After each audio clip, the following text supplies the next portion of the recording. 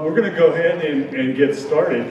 I want to try to be as on time as possible. First, I'd like to welcome you to the third annual Central Coast Lean Summit.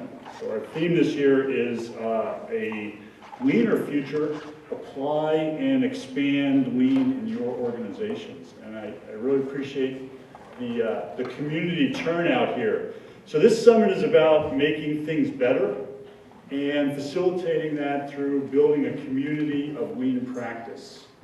I'm not going to take much time here because I want to get right to the learning and the sharing. And one of the great little catchphrases that I like about lean is we see together, we know together, and we act together. And this is a great opportunity for all of us to see some of the same things, talk and share, and try to build our lean practice.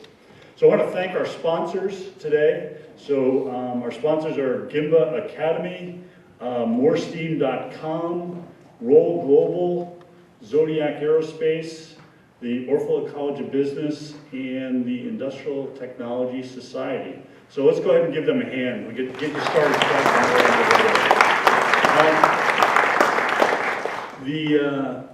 Let's see, so a little administrative thing. First, I'd like you to make sure you silence your cell phones, right? So those little guys aren't too disruptive. I also, one of our great lean sayings is to steal shamelessly.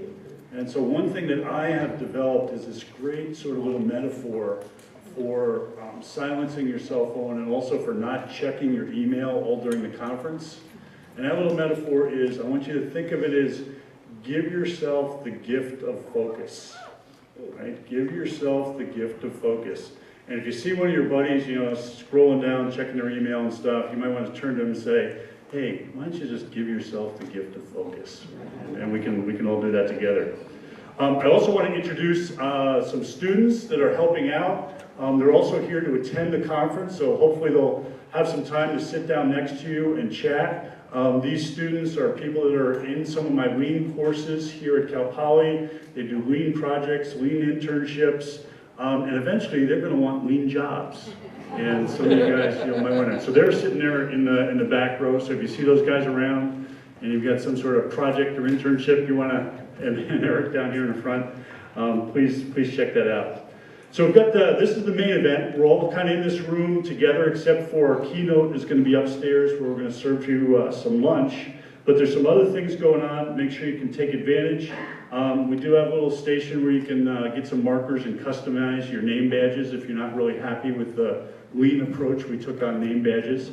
There's a coaching cafe upstairs I'd like to point out. If you haven't checked that out, check that out at some point during the conference. It's a great way to talk specifically maybe about some of your particular problems or issues in lean.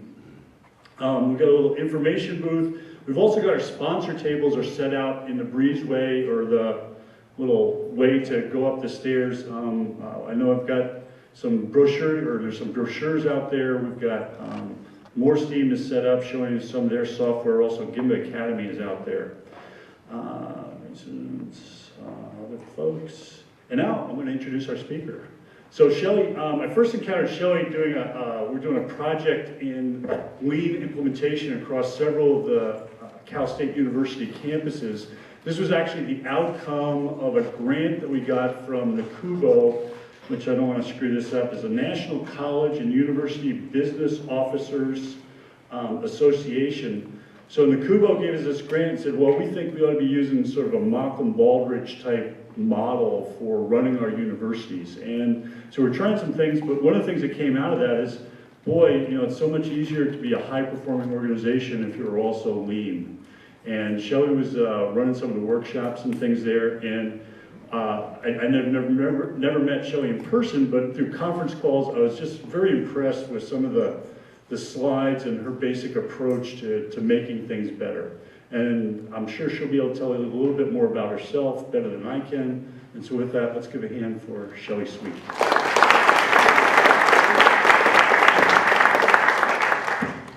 Thank you, Eric.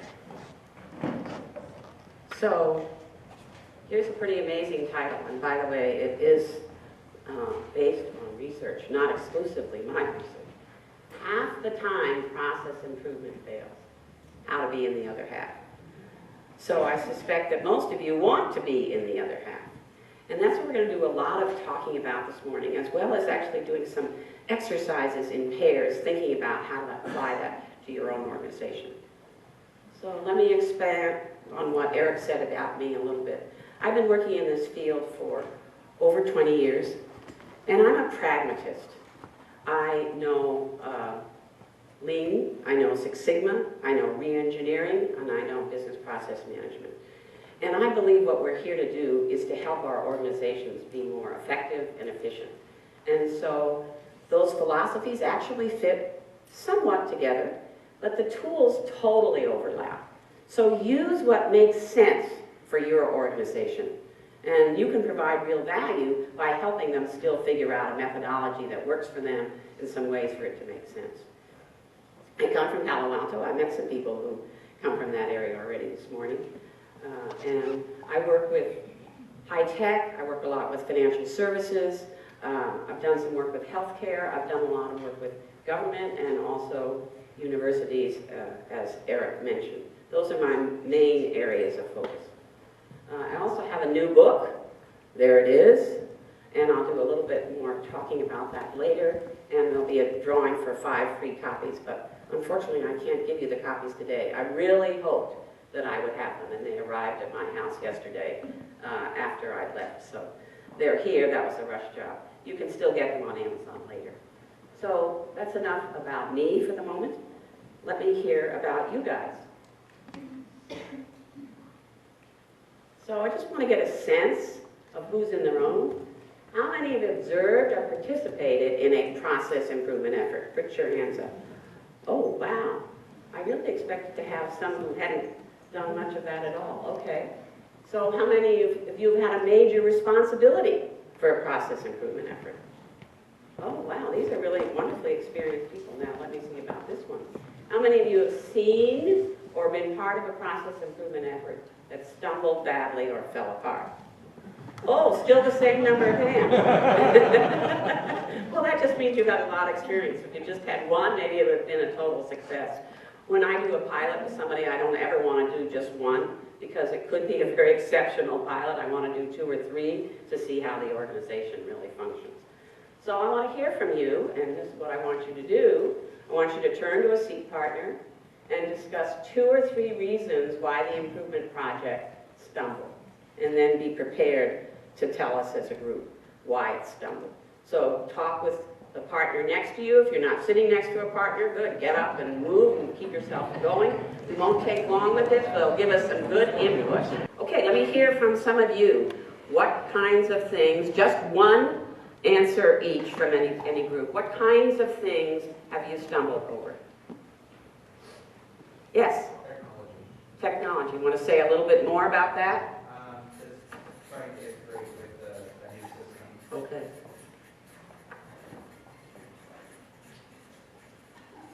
Okay, another one. Yes? High-level sponsorship. Okay.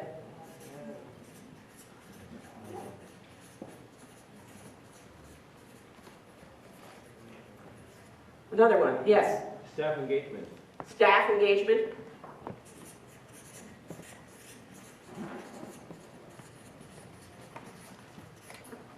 Yes? Denial of the current state.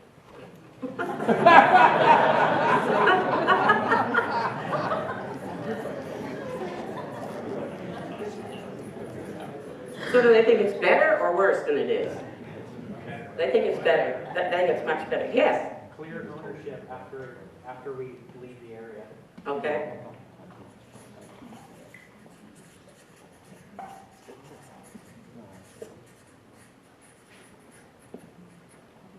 I mean, I realize I'm favoring this side of the room. I'm sorry. Yes? Roll out. Roll out. Okay, let me take another one, Ron. Go ahead. Related to that plan, the LAGMO plan. Okay.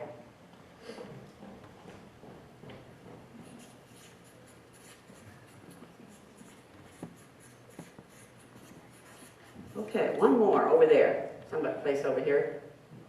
Oh, this side of the room. Ah, yes. Preoccupation. Preoccupation with something else. Yes.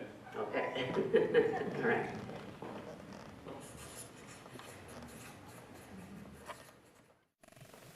And that's just kind of one of the problems that we see, that there's lots and lots of areas where you can stumble.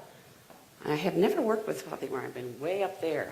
I can't see it. It's a disadvantage of being height challenged.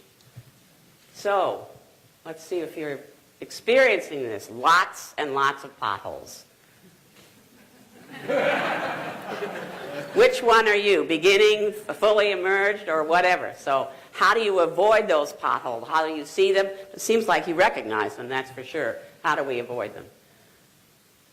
And this is what we're going to talk about. What makes business process improvement lean fail? Now, I mostly use the term business process improvement because most of my work has been with service and information processes and so forth. So as I said, I do know lean, but just know that I'm sort of using the general term of process improvement. These three areas, which I'm going to focus on, but mostly through example, are the three big areas that BPM.com says were the three biggest ones in their survey of 2012. Scope creep, nobody really mentioned that. Resistance by the end user and key stakeholders, I heard some of that. Some of you may have thought about scope creep but not mentioned it. And then the last one, lack of executive sponsorship. Those are not the only problems, but maybe those are the three biggest ones. So we're going to talk a lot about how those problems come up and what you can do about them, both how your efforts fail and what will make it more successful. And that's the other side of it. And I'm going to specifically talk about three areas. A project charter, the BPI, the Business Process Improvement leaders and team. So you'll see that a lot of the things that you mentioned here, and then a disciplined approach. And really the only area there that I'm not going to talk about as much is the technology integration. Now that it's come up, I will try to remember that and bring that in as well. Yes? Can you explain more about what scope creep is? Scope creep means that you start on a project and you think it's going to be from A to C, and the project is from A to F by the time you're finished. So it gets an awful lot bigger. It might not even be that linear, but you start adding more things to it. This is what we're going to do, and we start adding more to it. Yes? Pardon? Oh, yes, these are going to be, Eric, these are going to be available to you totally. He's gone, but yes, he will. I think there's even going to be a video. That's why, of course, I had to comb my hair before I came up here. Maybe all speakers feel like that, but as a woman, I definitely feel like that. How am I looking up here? Okay, so what sometimes we do is just Band-Aid things that come up, and because I'm a process improvement effort, I'm very much in favor of process, which means I always have a process. And sometimes I vary that process, but most of the time I stick to the process because I know it's going to work. And what I vary it for is I vary it for the client situation, or I vary it for a specific target market. So I don't suggest you just go about Band-Aiding things. I suggest you have a particular methodology. Now, there is no, right now, there's no methodology for business process management that's accepted by all. Well, the good news is, as Eric said, steal shamelessly. If you want to use a particular methodology, like Lean is a particular methodology, or Six Sigma is a particular methodology, use that methodology. And I think your methodology can be very high level, as this is. This is the methodology I use in my book. It's the methodology I've used in my practice. And we're going to be concentrating today on these 5 phases. The whole methodology starts with process selection and then has a project within it. And then we have implementation and check, and then monitoring and sustaining. So that's the whole thing. But I'm going to concentrate mostly today on actual projects. When you're doing something that you know what you're going to go after, and that's what you're paying attention to. So all these different phases of it. And a lot of the things we mentioned in some of our stumbling areas were in this chartering and staffing area. Really not too many were in these three areas, which are the areas of which tools and techniques are we using, and then somewhat in the implementation plan, having a plan and knowing where you're going and so forth. And another thing that's important about this methodology, and somebody else in the audience today has a company called Simpler. What's the name of that company? What's your company called? Simpler. I really believe, so I'm very supportive of that your methodology should be simple, structured, and of course successful. So not more complicated than it needs to be, but what does it need to be for your situation? And then iterate on that. So, do you know where you're going? If you don't know where you're going, and that's what the methodology is about, you're going to have to figure it out, and it will take a lot longer. So, as I said, I start with process selection. Sometimes the client gives me the process he's going to work on. Sometimes we have to help the client choose the process they're going to work on first. And then we start with a charter. Why do you want a charter? It gets everything focused. It starts by starting you off simply, but in the direction you want to go. So you need to have a charter in order to set the goals you're going to have, in order to see how big a project is going to be, in order to begin to think about the process you're talking about. Your charter is based on what process are we currently working on. It tells us who the staff is that should be working on that, the needed team. It gets the leaders, who your executive sponsor, who your process owner is, who your project lead is, all on the same page. And it is a document. It doesn't have to be a document on paper. It certainly is going to be in some shared repository. But it's going to be, just like the Constitution, it's going to be a document that you keep iterating. So it's not going to be all done when you start, but you should be looking at it regularly. So here are the 9 elements of the charter I suggest. You know, I used to not use a charter. I used to think I could make it simpler than that. And I started with looking at improvement targets. And we had a high-level map, and we had some improvement targets.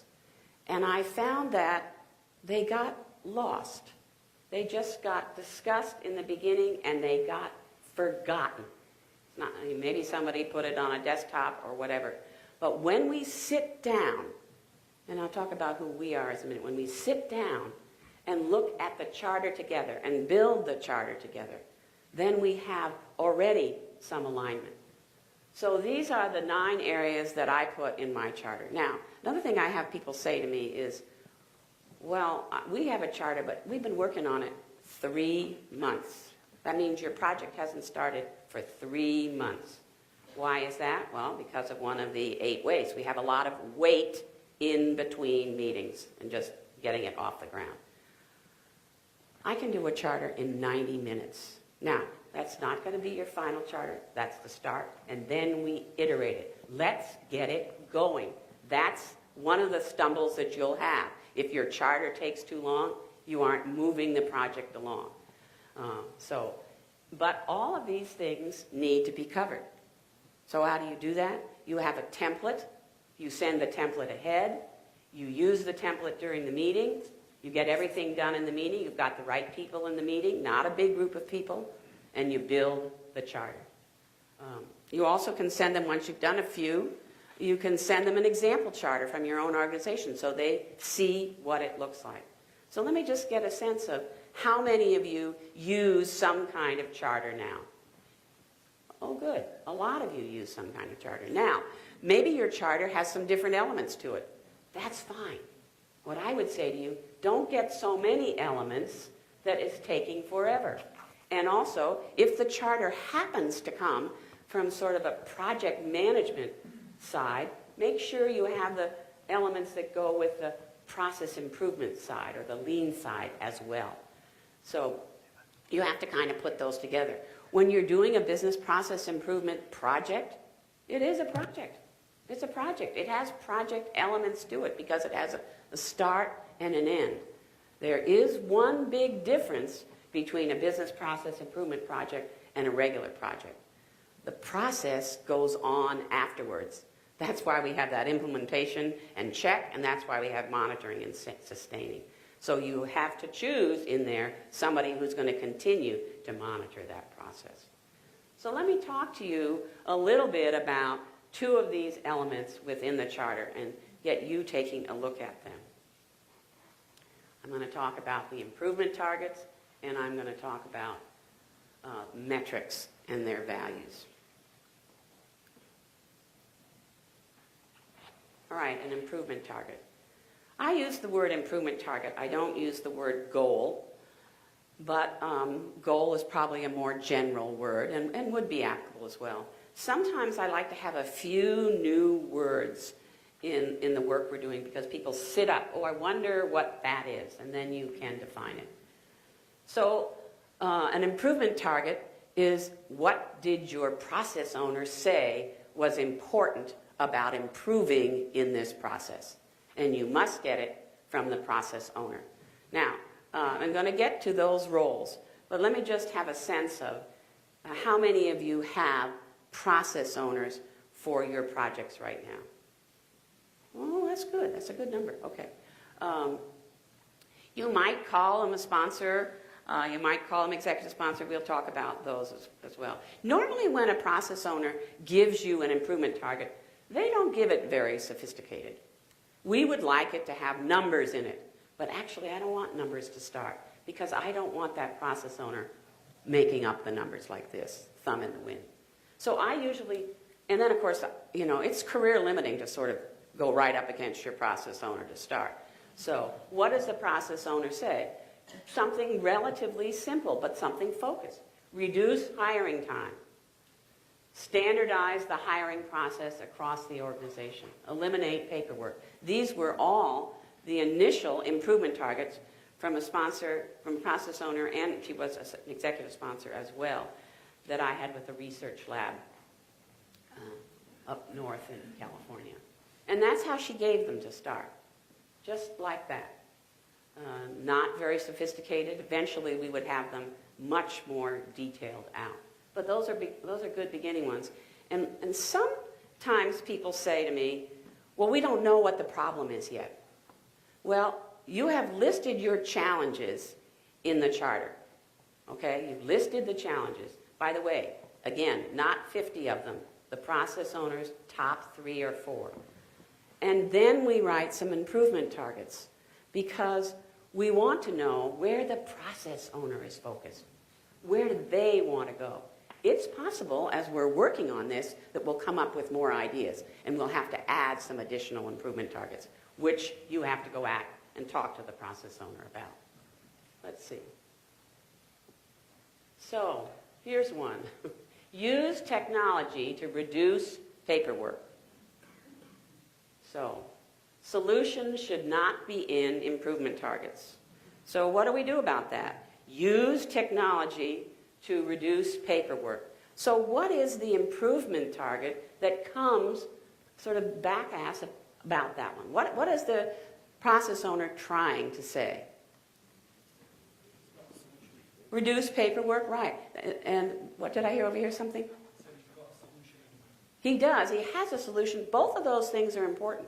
You don't want to deny this solution because if you figure out how to reduce paperwork without doing something with technology, they would be discouraged. So what I would do is just talk to the process owner about that and make sure that, and that the whole team knows we're going to be doing something in an automated way. Why do you care about that? Why does the process owner care about that?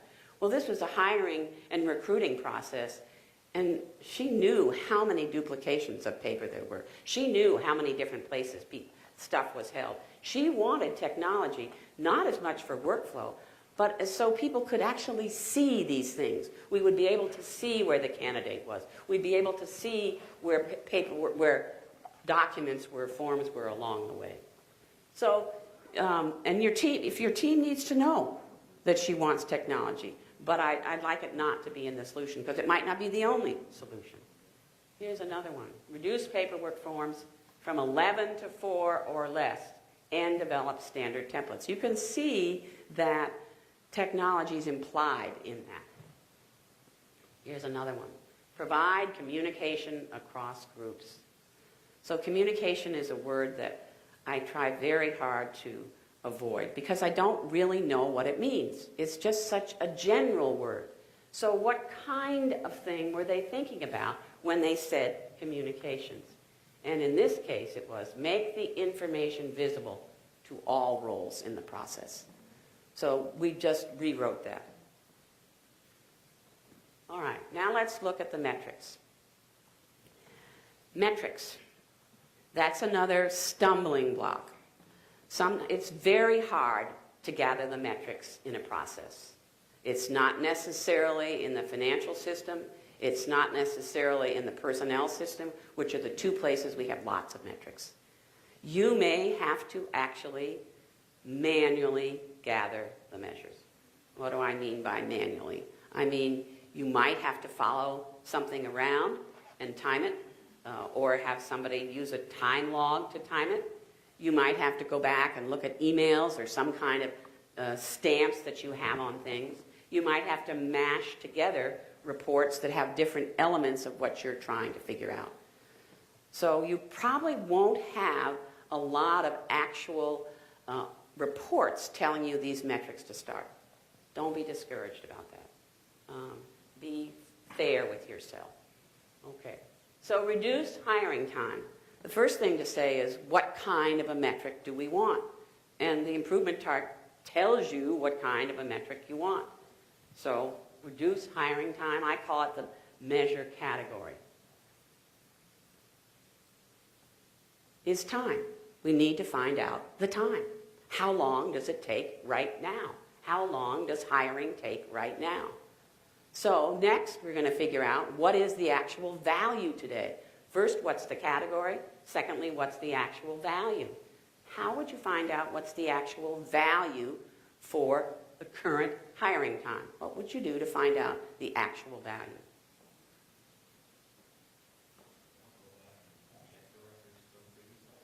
Yes, exactly. And how would you do that, Michael? Find out from HR when the candidate came in and when it was actually hired. Yeah, actually, and sometime in hiring we have a little bit better statistics. We would have to, maybe we have to go back and find out, did somebody just send an email and say, I need a new FTE? That might be the beginning. Maybe there was a form. Maybe somebody just came and talked to you. Then usually we have a sense of when they started. Usually we know that in some kind of personnel file. We have to also decide, what is our metric going to cover? What does it really mean, reduce hiring time? From when to when? Okay, so if I say, I'm going to give the start was when the request for the position was made. So we have to find out when the request for the position was made.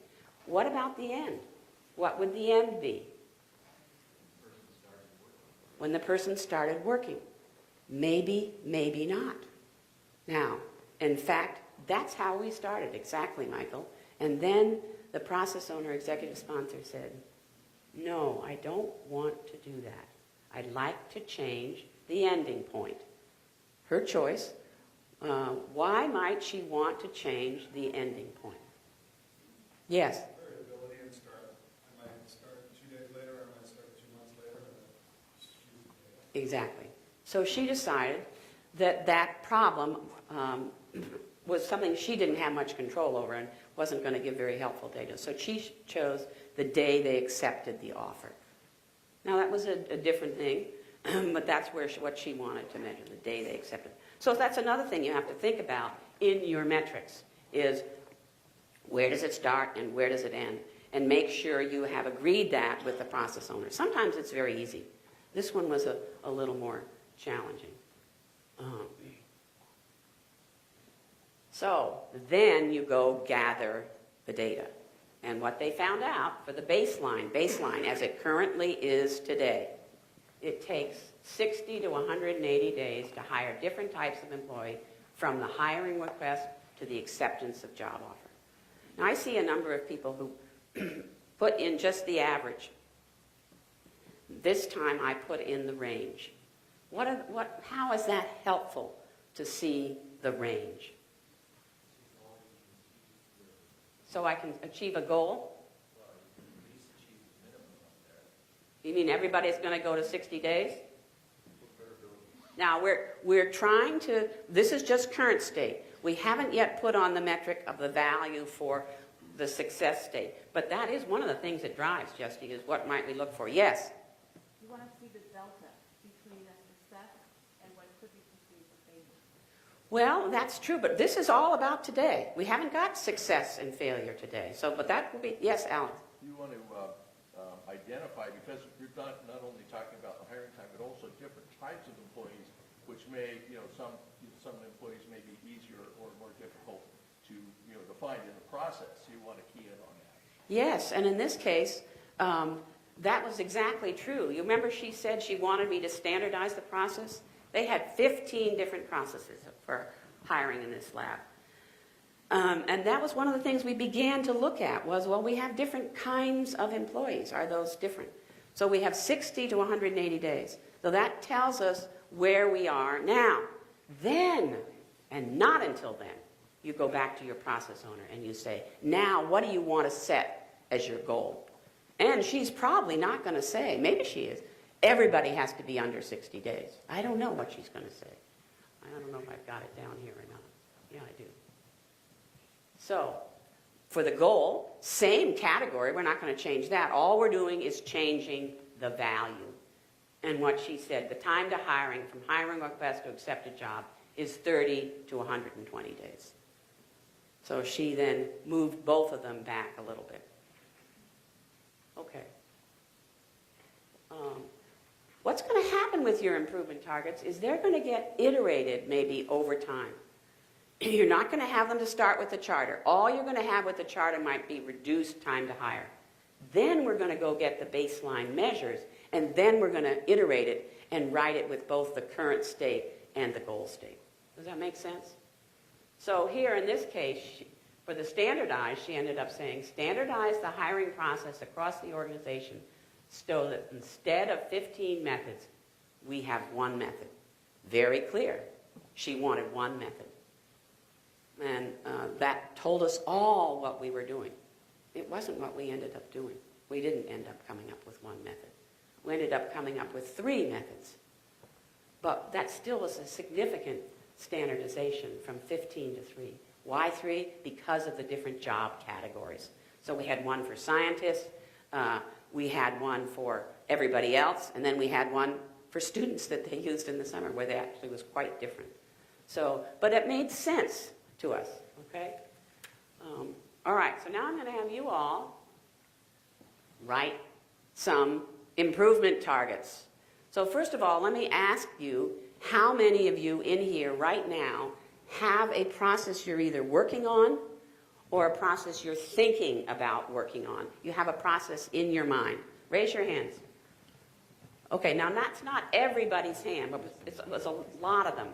So I want you to turn to a seatmate, and what I want you to do is I want you to write one improvement target and then the metric category that goes with it. If you don't have a process you're working on, please try to turn around and see, again, somebody who does have a process. Now you can begin by writing your improvement target as reduce, streamline, not manage, some kind of active verb and then what you're going to get done. And then come up with the metric category. So raise your hand again if you have a process, so people can look around and see where they could go. All right, so let's take about 5 minutes to write an improvement target and to write the metric category.